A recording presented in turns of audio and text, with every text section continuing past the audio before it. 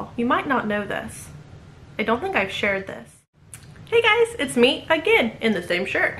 As my last sit down video that was all about how we got started homeschooling and kind of our journey with that so far. And I thought, hey, it is Sunday, my husband's off. I'm gonna try to get out maybe a second video while everyone's quiet and happy. So that is what we're gonna do. If you're new here, by the way, my name is Chelsea and I'm a mama to 5. So today I'm going to share a birth story, and I couldn't decide which way to go, from 1 to 5, 5 to 1. So I think we'll just start at 5 and go backwards, because obviously 5 is freshest on my brain. So our 5th child, her name is Aria Brooklyn Rain, and she was born in July. She's about to turn 4. So Aria was obviously my 5th baby, and she came after a very, very hard labor and delivery, a very scary one with our 4th child, Violet. So my whole pregnancy, first of all, you might not know this. I don't think I've shared this. Aria is a post-vasectomy baby. So yeah, it happens more than you think. I found that out since this experience. I found this out. But Violet, they told me not to have any more babies. They said for my health and my baby's health to not have any more, and we will get into that when I share Violet's birth story. But I was told that I could not have any more, or I should not. It'd be very detrimental to me and baby. So when Violet was 2 months old, we went up, we got my husband a vasectomy. They had a very hard time doing it. It took, let's see, he was back there for almost 2 hours. They told us he would be back there for about 30 minutes, start to finish. This is not including the consultation. This is just the procedure, and it was almost 2 hours. So they had a very hard time. And they had told him that it might not have worked to come back, and obviously have it checked, and that if it didn't work, he would have to go in and be put to sleep and have it be a bigger procedure. So they said though that he looked good to go from what they could see, just to maybe come back, in a year and see how things are going. Well, we don't get a year in there. When Violet is 9 months old, I kept thinking, every time I go to the grocery store and I walk into Walmart, because before we had an Aldi, so I walk into Walmart over by the deli, and oh, I would just want to throw up. And I thought, that is so weird. I mean, yeah, I'm nursing. I hadn't had a period yet, by the way, so I couldn't go off that. I'm nursing Violet. She's 9 months old. I wasn't having my cycle yet. But I just thought, that's weird. Well, just kind of weird. And my hair was falling out really bad. Now, both these things I sometimes get as symptoms when nursing, but I just had this feeling. I thought, go buy a pregnancy test. And my husband was with me that day when we were grocery shopping, because he used to work nights, and he would go with us right when he got off work to go grocery shopping. And so I told him, I said, I'm just gonna buy one. And he was like, well, that's silly. I said, I know, but I feel like I need to. I know it's silly, but it's just a waste of a few bucks. We won't worry about it. So I went, I bought one, I came home, I used it, instantly said pregnant. And I'm like, what? Like, I am. And it's not that I did not want to have more babies. It was that it was not in the plan. I thought I couldn't, and I knew I shouldn't. And Violet's birth kind of traumatized me, and I got so scared. So I told my husband, and he's kind of freaking out too. And we don't tell the kids yet. We go to the store, we buy another one, we take that one. It instantly says pregnant, and I've never had a false pregnant. And so I'm like, oh my gosh, don't even know what to do. So I call my mom. I'm like, Mom, you won't believe this. You will not believe this. So I tell her, and she's like, that can't be right. I'm gonna get you another one. So she gets me another one, takes it. We actually take that one in Walmart. Yeah, real classy here. I paid for it first, and it said pregnant. And I'm like, that's 3. That's 3 in one day. Not even first morning, bathroom trips. Obviously it's true. So I just remember me, her, my mom, my husband, and our 4 kids. We went to Panda Express, and we just sat there and kind of stared into space, not knowing what to do, what to think, whatever. And so I call and I make a doctor's appointment and all that. And we get to my doctor's appointment, and it was an empty sack. And I was devastated because, yes, I was scared, but I had already grown attached. I already thought she was there. or I didn't know it was a she. And I was devastated. So they took my blood work, and I remember waiting those 24 hours because she said, you know, it might just be really, really early. It looks like you're like 4 weeks and 5 days. So I mean, I found out like that, like crazy fast. I remember waiting those 24 hours though to get the blood work back. I couldn't think of anything else. I was so stressed out, so worried. But they called and they said, yeah, your hormones are great. You're definitely pregnant. Come back in a week, we will retest. Went back in a week. You could see the baby this time. Blood work was great. It was right on track, and everything was good. So I remember being very nervous. I was a high-risk pregnancy, first of all, so I had an ultrasound every month. I had to take my blood pressure at home, which kind of gives you a clue there on Violet's birth and labor things. But I had to take my blood pressure every day. I ate very, very healthy, like very, very healthy. I worked out every day. I just tried to stay as fit as I could. I took certain things, not medication, but certain vitamins and minerals and stuff to help blood pressure and just healthy pregnancies. I did a lot of meditations and prayers and relaxing time. I took a bath almost every night just to lay and relax. And you know what? I had the easiest pregnancy ever. I did not have high blood pressure, not one time during my whole pregnancy. And that's actually the only pregnancy I have never not had high blood pressure, ever. Only time. Didn't have it. But then the week, they were going to induce me at 39 weeks because they said because of your past, we don't want to risk you having what you've had before. We're going to induce at 39 weeks. And I had had induction 3 other times, and I did not want to do that again. So I remember just kept thinking, 39 weeks, baby, you're going to come at 39 weeks. You're going to come at 39 weeks. And I would do all the exercises.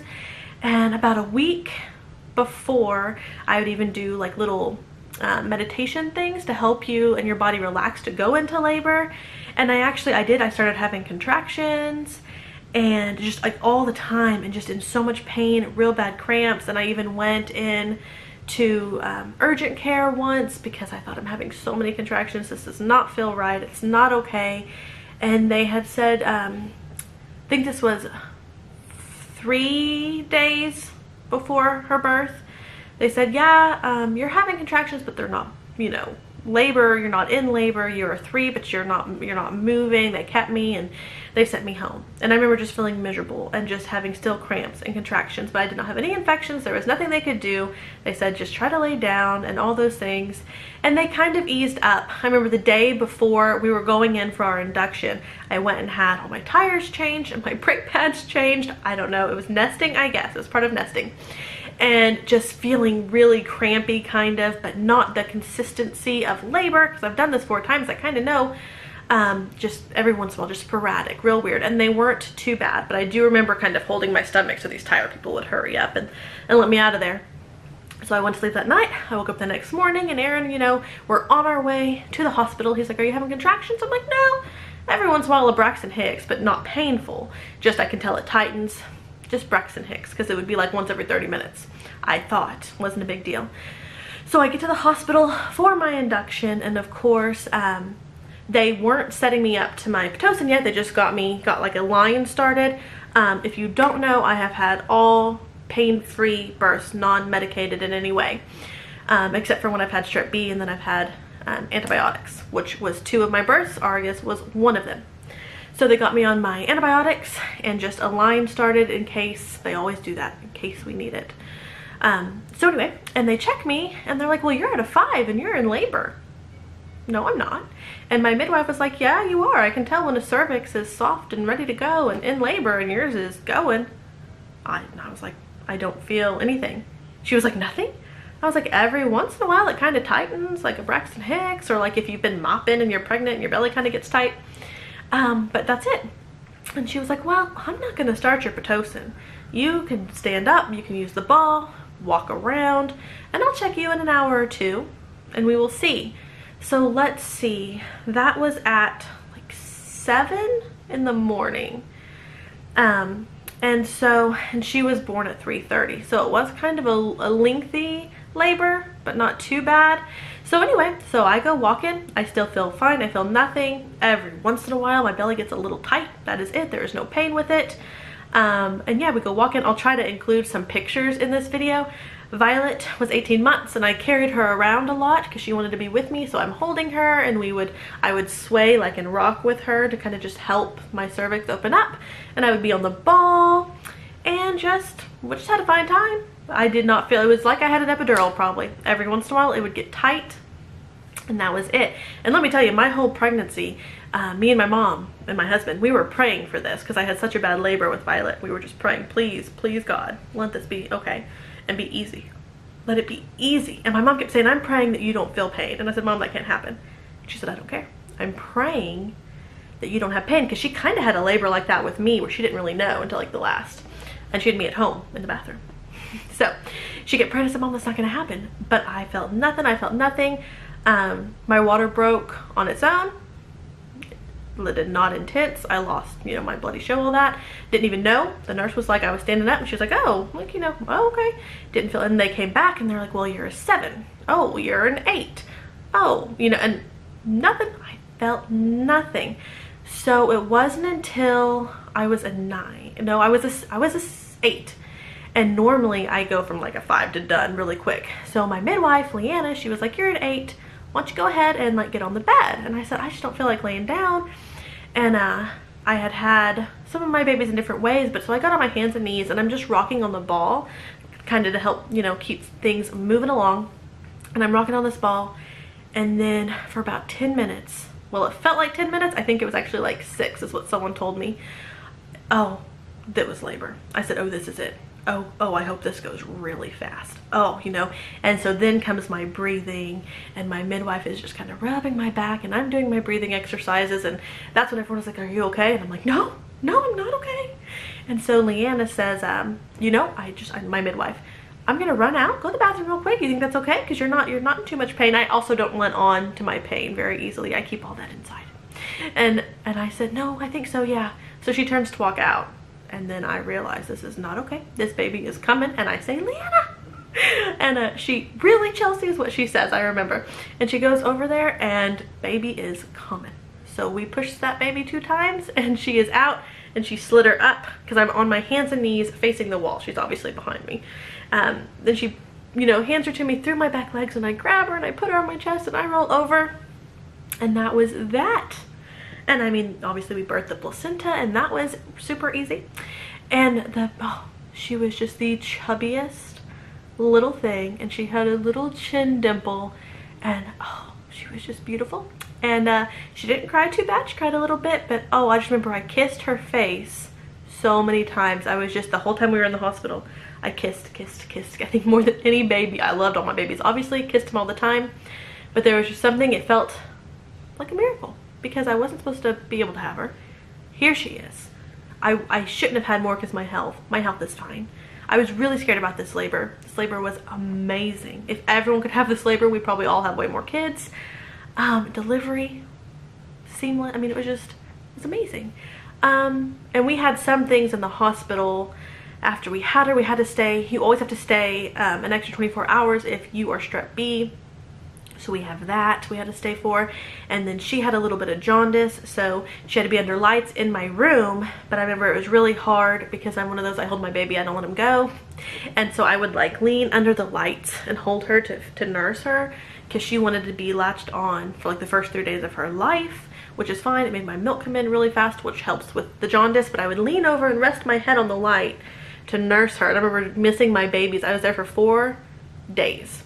And I would just lean my head on the lights and feed Aria and just be crying because I missed my babies at home so much. And they would come and visit me, but then they would go home, and it was just, they missed me. And Violet was very mad at me. She's 18 months.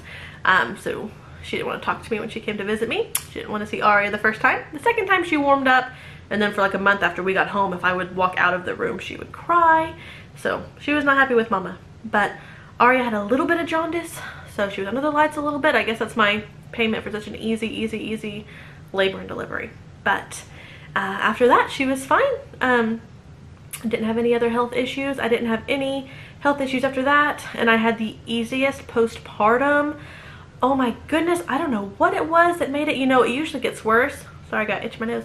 Usually gets worse with each one, and hers, I mean, by the time I got home, I was super tired in the hospital because I wasn't sleeping. But when I got home, I remember that day we got home and I changed her into something really comfy that I've been waiting for her to wear. And my mom had been staying at our house with the kids, and so the house was like spotless, and she had just washed all my bedding and made it. I think she got me new bedding. Yeah, she had got me new bedding and washed it so it smelled really good, and my room was perfect, and she had bought me a rug. My mom's sweet. So it was very nice. It had candles going, and I remember I laid down in that nice comfy bed with Aria, and oh my goodness, I think we slept for 4.5 hours. Also, while we were in the hospital, there was a storm and the electricity went out for a few hours, and it's July. It was hot and there was a lot of construction going on, so it was loud, and they kept pricking her foot and putting her under lights. It was not a fun hospital 4 days. It was hard. Even Aaron was very upset and really ready to go home. But yeah, when we got home and we got to lay in that nice, cool, comfy room, and we slept for like 4.5 hours. So after that, and then, you know, we woke up, ate dinner, went back to sleep, and she woke up like all babies do. But we still slept much better at home, much more relaxed. And after that, I mean, I didn't even feel like I had had a baby. I was up doing stuff that normally I wait a long time to do. Now, I have learned certain things. I'm very stubborn, and I will try to keep things perfect. Even postpartum, I will try to keep up with all the laundry and all the housework and all the errands. And I've learned from the past that that comes back to bite you in the butt. Don't do that. You know, ask for help. It's okay. But yeah, so I stayed away from some of those chores, and maybe that's why I had such an easy postpartum, because I stayed further away from the chores than I normally do. I kind of let it go, and I said, you know, the kids will help as they can.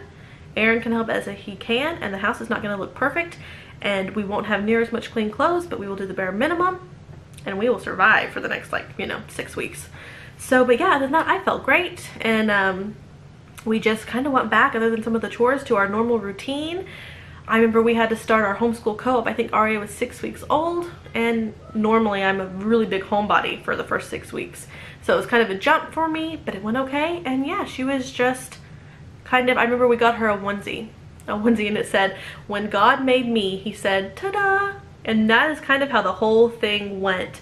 I found out just because I had the itch to go take a test. If I would have waited, I probably wouldn't have found out till much later, because I wasn't having my cycle, and I don't vomit a whole lot when pregnant. I just get nauseous, which I also do when I'm nursing. I also lose hair when I'm nursing. So it was just kind of a fluke that I decided to take a test. It was a fluke that we got pregnant.